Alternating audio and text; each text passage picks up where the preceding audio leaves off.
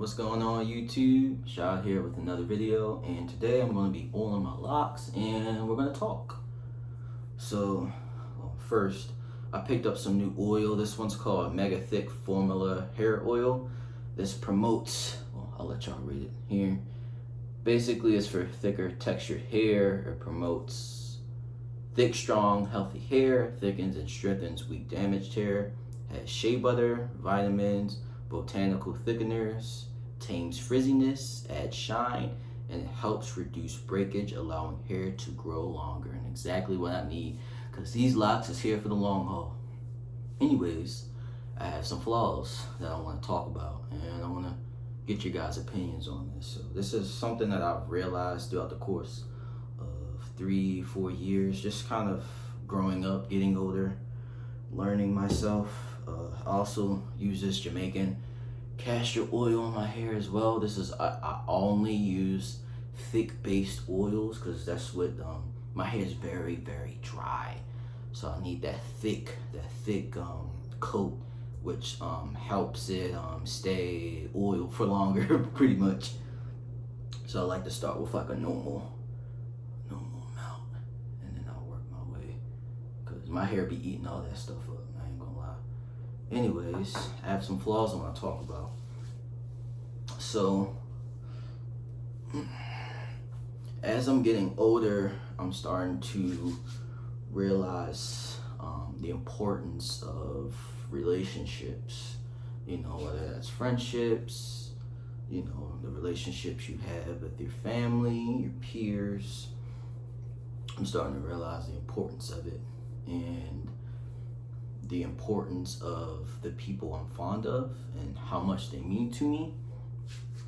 And I'm trying to improve the relationships in my life. So with that being said, if you want to have I'm not going to say the best relationship, but if you want a continuous, progressive relationship, you also have to work on your individual self. And one thing I've noticed is I have a huge codependency issue, which often reflects on my relationships, and it stems from the fear of loss, whether it's losing my dad, me not wanting to be disappointed, me scared to get my heart broken. All of that is fear of loss, which manifests into codependency, which there's a lot of factors in terms of codependency, whether it's not even wanting, but getting a routine. I'm routine. Whenever I'm with somebody, or me and somebody plans on doing something in terms of whether it's going to the gym or just creating like a regimen, I tend to create this expectation, and the expectation starts to become unhealthy when that routine isn't being fully committed to, which is a problem that I have, because it all circles back to the codependency aspect, because these same things that I'm committing to, I can do them alone, which I subconsciously choose not to. It doesn't even cross my mind. For example, the gym. If I have a gym partner and me and my gym partner decide to go to the gym 4 to 5 days a week at 9 o'clock, staying for a certain amount of time, that's kind of what's embedded into my subconscious. So when that doesn't go about, I get disappointed, I feel let down. So I have to think to myself, like, why am I like this? Like, why do I feel so let down? Why do I feel so pressed about something trivial? Is it really about the gym? Or is it the fact that I have to now do this on my own? Which comes to the topic of codependency. So another flaw I have is, it all stems from that same issue, that same fear of loss. I tend to overbear and overcompensate my fear of loss by being overly giving, which can mean a lot of things. It could mean, always buying somebody things, or trying to always give myself to this person, not even on a romantic aspect, just my whole self, just so I can have a little sense of security that this person won't leave. And I also had to realize that was selfish, even though it might not seem like it might seem like a selfless act. It's for a selfish outcome, which is the person did not leave, which is a very toxic trait, especially when it's in the expense of others. Because I had to realize people have their own individual lives, they have their own endeavors that they might feel more comfortable doing it on their own. And this could be for anybody in my life. And I like to apologize to anyone who's watching this, if I've been overbearing or I've made it seem like I only care about, my feelings. That's not the case. I'm still trying to heal from the loss of my father, and I'm trying to just heal from a lot of things that I've done throughout the course of my adulthood, in terms of financial mistakes, in terms of certain things I said that I regret, just a lot of things kind of been piling up and just creating this big fear. But a valuable lesson I've learned is people don't change, people improve, and to improve you need to accept. So I've come to terms with the type of person I am. I'm a very clingy person. I'm very codependent. I love spending quality time with people, which could be every moment of the day. That's just how I am. I've always been like that, and that's not something I want to change about myself. But if I do want to continue having progressive relationships with the people in my life, the people I'm fond of, you need to learn how to make adjustments. You need to learn how to compromise, which in a way that's going to align with their needs, their boundaries. So I had to look in the mirror and like, okay, like what are some things I can start doing on my own? How can I start carrying my own weight?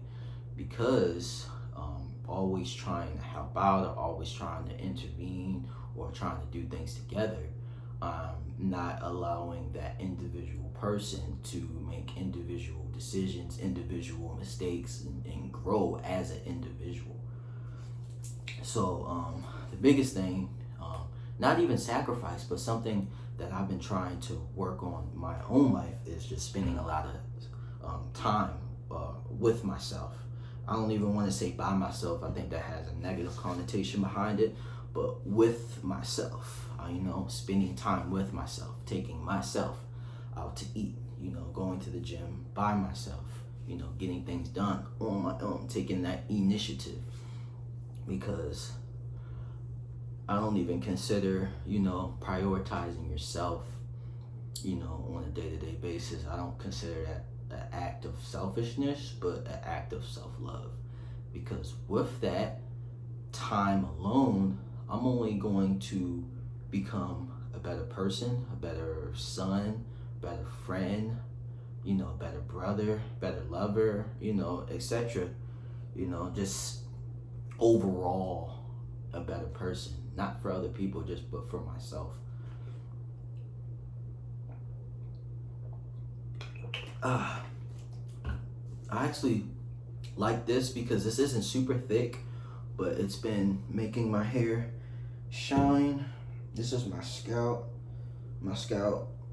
If you guys watch my old videos, my hair was very, very damaged. Scalp very, very thin, very dry. But throughout this last year, my hair has just been doing so much better, and I'm actually very proud of myself for not giving up. Because there's been times where I just wanted to cut my hair off and just go completely bald, start over.